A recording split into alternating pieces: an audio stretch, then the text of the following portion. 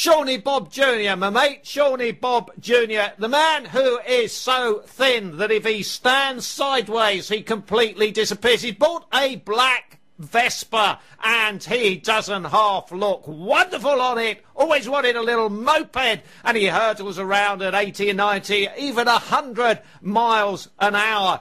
And one of the strange things about Shawnee Bob is he looks exactly like the strange one in Sparks. Now, there's an oxymoron, or possibly a tautology for you, the strange one in Sparks. Anyway, Shawnee Bob, you look like this one.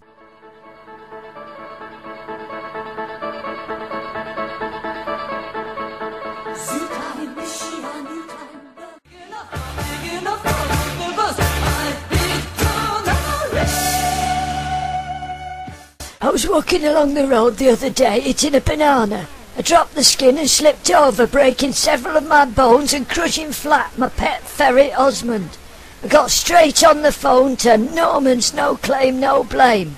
I'm no better off and I'm no worse off. Thank you, Norman's No Claim No Blame. Another great product from the makers of McCafferty's Lard.